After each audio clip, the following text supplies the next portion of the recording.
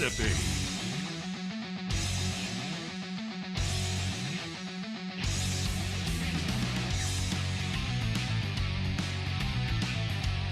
Good morning. Fuel up at Fleetway Market. 20-plus locations in the state of Mississippi. Fuel up at Fleetway Market. Don't forget about the Market Cafe in Gluckstadt. They've got some great food up there. Not but about 5 or 10 minutes from us, but over 20 locations around the state of Mississippi. They just bought a new location. Fuel up at Fleetway Market, out of bounds. ESPN 105.9 The Zone. Blake and I heading out tomorrow morning early, 6 a.m. for Las Vegas. Mike Leach will be there. Hugh Freeze will be there. And all kinds of guys tied to the state of Mississippi. We're looking forward to that. I haven't been to the draft. I've hit just about every other major sporting event domestically except the draft. So Las Vegas, the draft, it'll never be the same. We want to welcome in our friend Tom Luginbill, National College Football Analyst, ESPN, also head of recruiting. And Lugs joins us on the Corona Premier Guest Line, but we'll go ahead and drop a Russell's Reserve shout-out, which is Great Bourbon, one of our partners, and Long Branch, another one of our partners. That's the Matthew McConaughey, Eddie Russell collaboration under the Wild Turkey tent and portfolio. Tom Luginbill, good morning, buddy. Good morning. A little bonus coverage this week? Yes. Well, Blake was giving me a hard time, and he said, I took you down a rabbit hole Monday, and he said, we got to have a little more draft from Luginbill before we leave. And I said, okay, I'll text Tom. Things worked out for your schedule this morning. Yeah. And so I'm going to hit Marcel Reed first, and then we're going to go to the NFL draft. Okay. So Lane Train gets a commitment that people, I think, thought he was maybe a lean to Miami. But anyway, he goes to Oxford over the weekend, had a great time at the Grove Bowl, and fell in love with Lane Kiffin and that staff, and he commits. He's out of Nashville. He's a highly rated QB. Tell me what you know about Marcel Reed, Luginbill. Well, I apologized yesterday when we were talking off air, and I tried to send you a screenshot of our database. You're like, it's too small. I can't read it.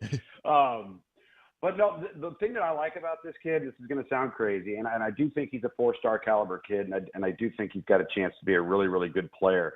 But I don't think he's a guy that has to play right away. And I don't know if he's a guy that feels like he has to play right away. There's a lot of upside here, a lot of athleticism. The thing that I like, and I'm sure Lane Kiffin loved about him, is the ball just jumps off his hand. I mean, when you watch him on tape, I mean, that is one thing that really stands out about him is how quickly he can get rid of the football. Now, as with many high school kids, there's some technical tweaks and mechanical things that probably need to be ironed out to, maybe enhance accuracy a little bit. Yeah, but I think that, applies to just about everybody. But I think Ole Miss fans will really like him. He's a high upside guy, so I don't think you're getting anywhere near a finished product. Mm-hmm. Okay.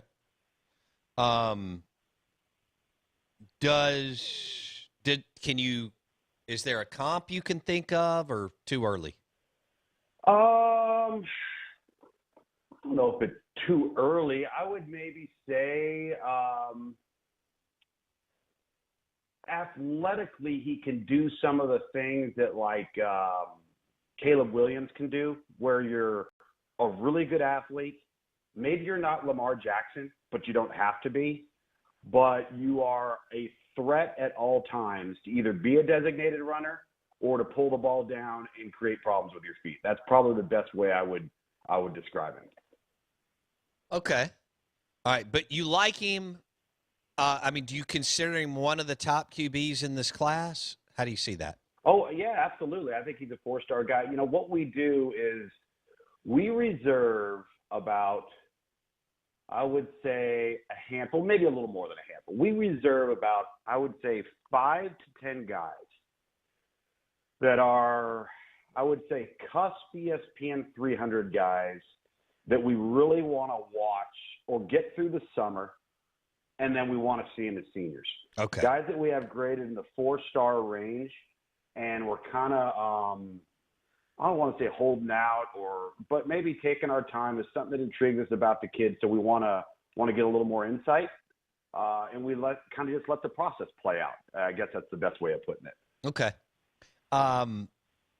Should we read anything into this that they're not going to get Arch Manning? Maybe. I think, obviously it's an easy leap to make, and I'm not saying it's wrong. But sure. If they got that feeling, you got to cover your bases, right? Yeah. Let's call it what it is. There's not a program in America that is only just recruiting Arch Manning. I mean, they all know he's only going to go one spot, so you better have an answer. And so that would be my response to that. Okay. That's going to be interesting to see who loses out on Arch Manning. Like how far Georgia and Bama, and I guess Texas are going with this, and then what are they going to be left with, right? Depending on the one thing about Bama is they've already got two. They've got Ty Simpson and Jalen Milroe, who they really like. So they're the one team that I don't want to sit there and say they can go, oh well, no biggie, we'll just move on. But they probably feel the most secure of the teams if it doesn't happen. Okay. And Ty Simpson's already on campus. Ty's already on campus, and obviously Jalen was already there from the year before. So they feel pretty good, I think, about where they're at. His dad went to Mississippi State. Real quick, can you kind of give me an eval on Ty Simpson? On Ty? Yeah. Ty, it's funny you say that because Ty is a little bit like Arch in the sense that he's a passer, he's a thrower, but he's a pretty good athlete, like a better than average athlete. So he's not just a statue back there. He's not just a one-dimensional prototypical drop back guy. He can make some plays with his feet. Maybe if you were to compare Ty and Arch coming out at the same time, I would imagine that Arch is probably a little further ahead on the theory of the game and all of those sorts of things. And that just comes from, pedigree and who he's been around and the advantages that he's had learning the game. But they're actually kind of similar in skill set. Okay. All right. Tom Luginbill, national college football analyst with ESPN. He joins us on the You know what I love about this show, by the way, Bo? What? Here's what I love about this show. And I don't know if your listeners know this, but you and I don't map out anything on this show. No. So you just throw stuff out there, and I think that is absolutely hilarious because there are so many shows I do where they're like, okay, well, we want to hit you on this, we want to hit you on that, want to make sure we cover this. I'm like, I don't care, just whatever we're talking about, let's go. Well, all right. So you're right. I don't think we need to do that, but like when somebody identified you several years ago that I needed to go and try to get you on the show, right? And okay. It's a guy in the business that has been great to this show, and he's been great to top 10 markets, top 50 markets, and so on. And I was talking to him, and I was like, here's what I need. I need someone that can talk some recruiting, but also go just about anywhere in the SEC when it comes to football.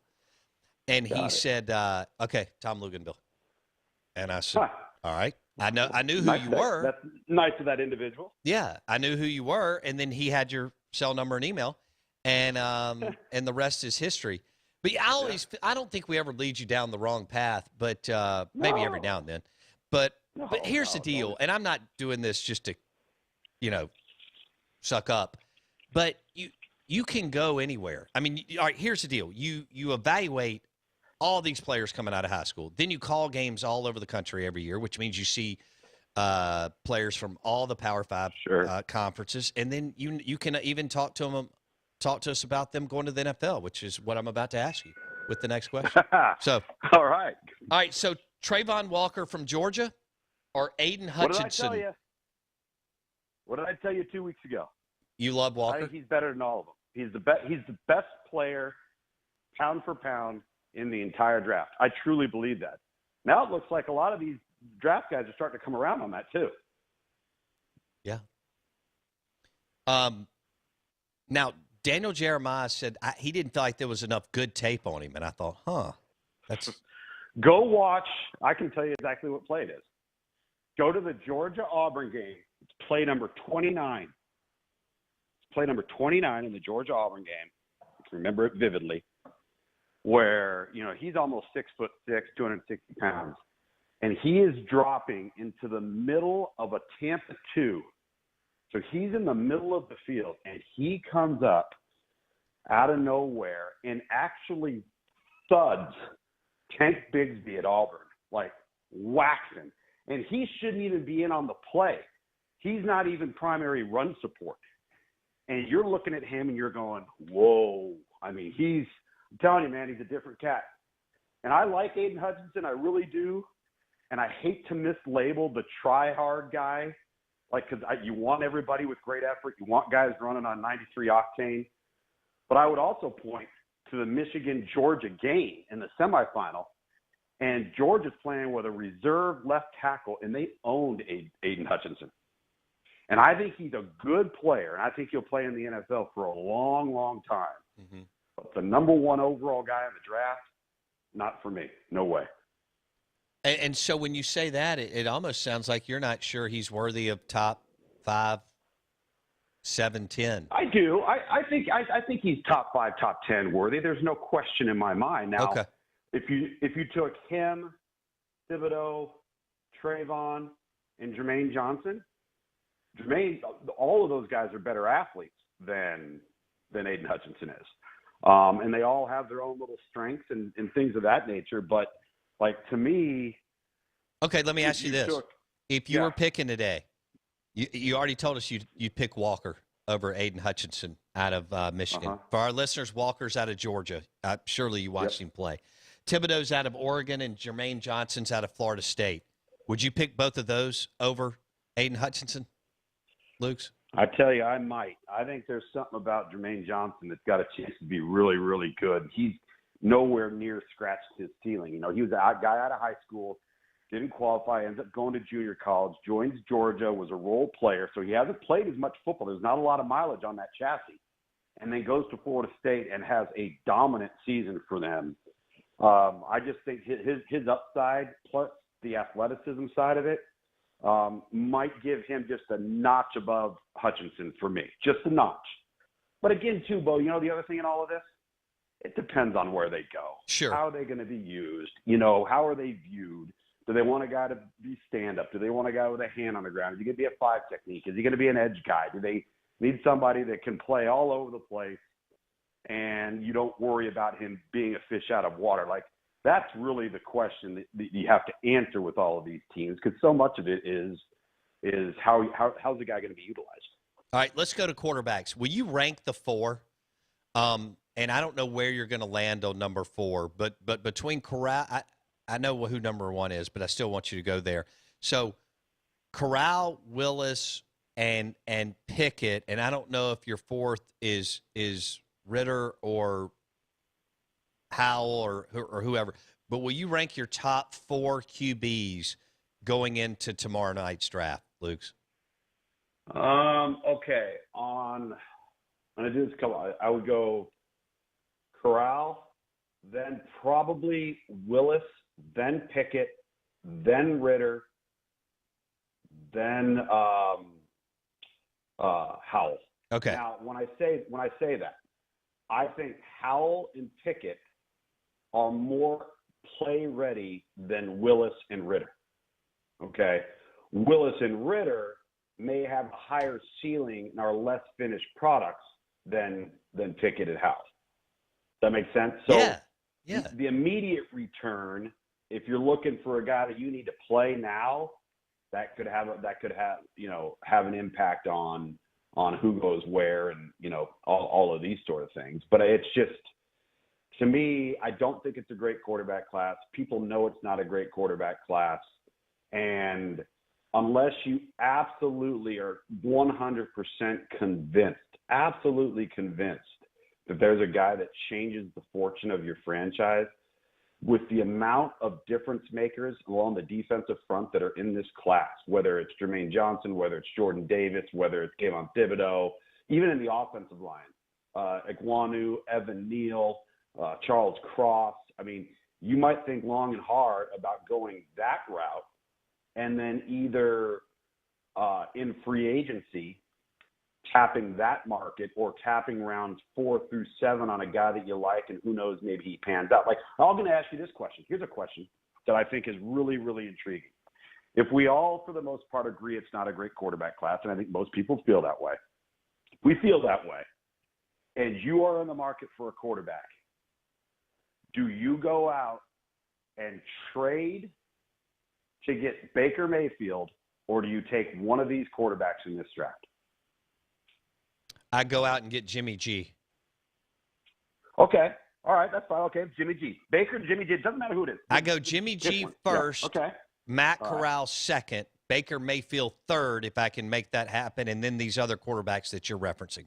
That's how I go. Yeah. See, and that's the way I look at it too. Now, what are you going to have to give up? Obviously, you got to consider that, and are you willing to do it? No, there's no doubt about that. So, to me, I think that's a real question that has to be asked because Jimmy G, Baker, they've played a lot of football. Mm-hmm. And if you're not convinced on the quarterbacks in this draft, I mean, Baker Mayfield's only 27 years old. Jimmy G might be around the same, maybe a year older. And the other thing, people love to beat on Jimmy Garoppolo. Mm-hmm. But the one thing you can't do is you can't say he doesn't win. That's true. That dude wins, and it always gets glossed over. Don't tell me all the time about what he can't do. All I know is what the score says at the end of the game. Yeah, that's what I do. Is he perfect? No.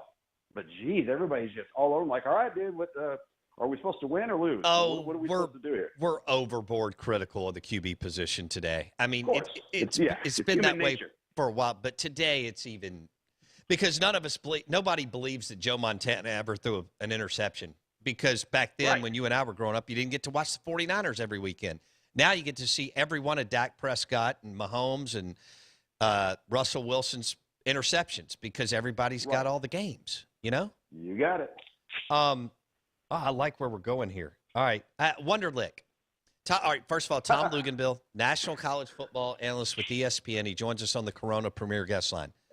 How much stock, or little, but how much stock do you put into the Wonderlic score, Luke's?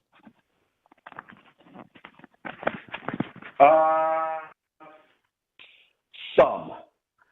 My response to that generally revolves around all of the players that have been widely successful for a long tenure in the NFL that had horrible scores.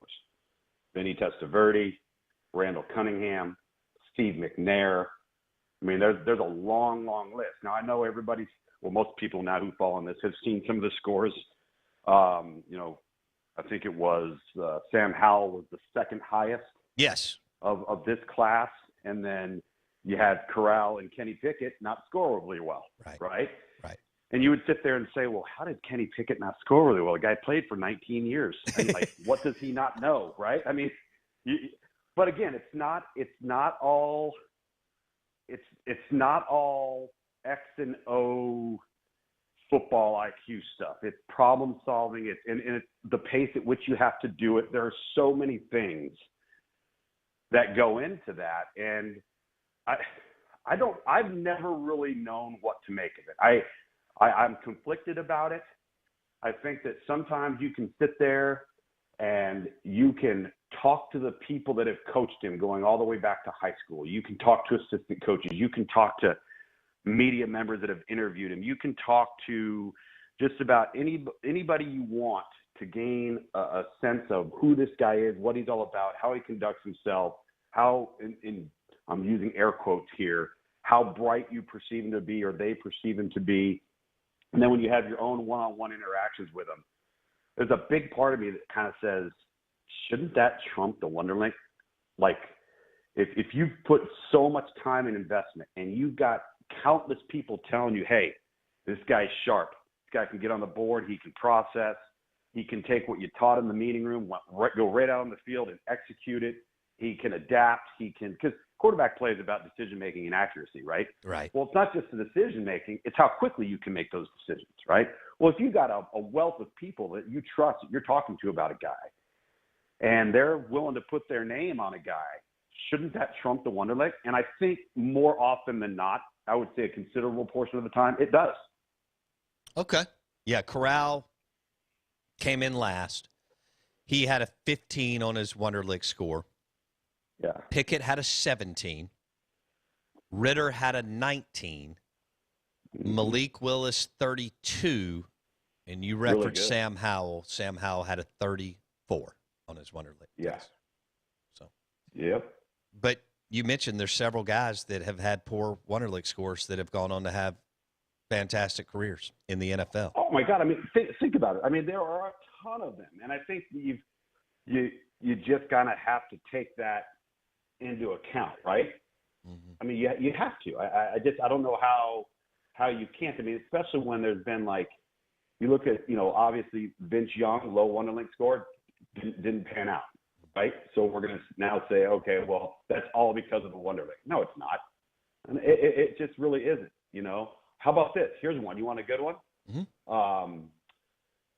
If you look at some of these guys that you're sitting there saying, well, wait a minute, how did this guy even survive? Like Morris Claiborne, all right, for the Cowboys, all right.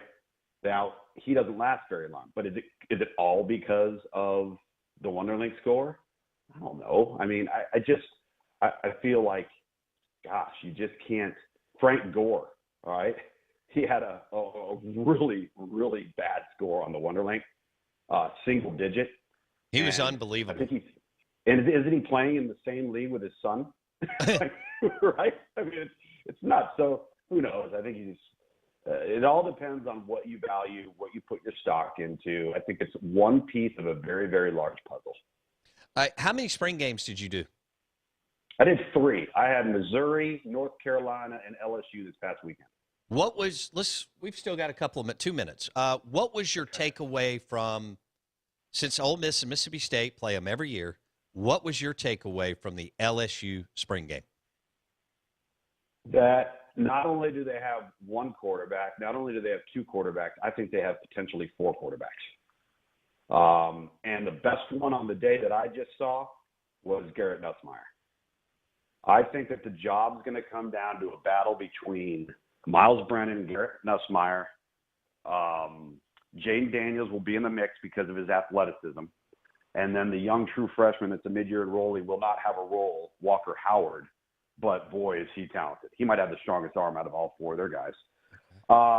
They need some answers in the offensive line, not very good at tight end. And we know Brian Kelly wants to have a huge implementation of not only one, but multiple tight ends. And so does the offensive coordinator, Mike Denbrock.